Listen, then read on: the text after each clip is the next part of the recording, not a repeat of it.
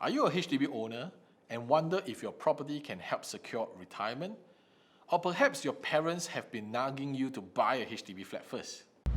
So the big question is this: how busy professionals and homeowners like us make six-figure profits from the property we own safely by doing it with research, data, and numbers.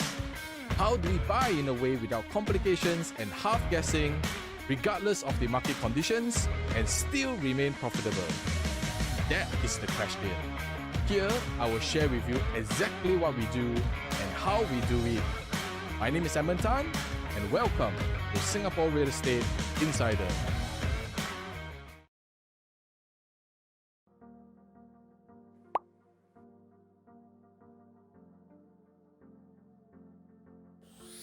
It's Singapore Real Estate Insider here again with me, Edmund. Thanks for dropping by my channel. If you haven't already, do tap the bell button to be updated with my latest videos. There are many elements to look at other than the price increase.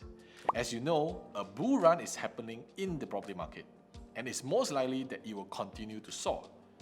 Recently, we have seen the current trend in newly launched private properties averaging $2,000 per square foot, a far cry from the standard $1,200 per square foot just a couple of years ago. If you have yet to subscribe to our channel, now's the best time to do so, and follow us on our playlist where we cover a wide range of property knowledge to make six-figure profits safely.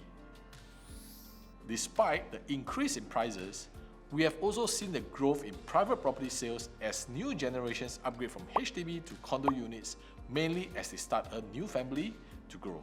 If you are curious about what upcoming HDB or private properties owners think about, it's mostly these 5 points: mortgage, more expenses, interest rates, monthly capacity to cover all expenses, and which is better, a HDB or a private property.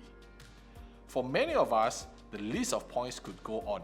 So the big question is HDB the right property choice for me, and will it carry me through retirement? To answer this question soundly, let's take a look at the data in the chart below. It shows the quarterly resale price index for HDBs from 2011 to 2021. You will see quite a long dip in prices from 2013 to 2018.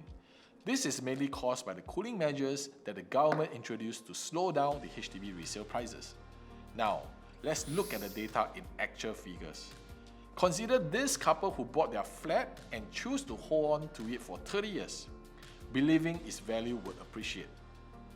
They invested a handsome $700,000 on the onset, but after having it assessed, it was valued at a set $612,000.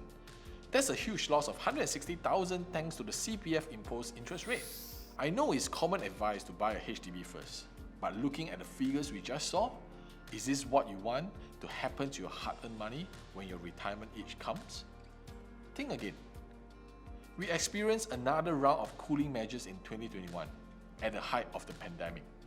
Everyone clamored for a bigger space as most of us work from home and our kids were learning from home as well. This move by the government made a tiny dent in the HDB market.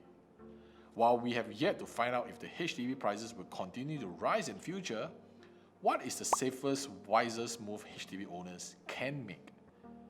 Come and see another real-life situation. Here is a comparative study of a 5-bedroom flat in Punggol a decade ago since 2012-2013 and comparing them to the 2019 and 2020.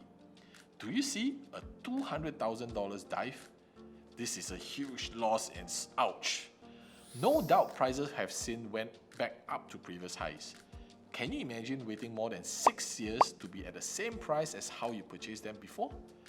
But of course, you can avoid this because you follow me, Singapore Real Estate Insider, and you're learning how to use data in making the right decisions.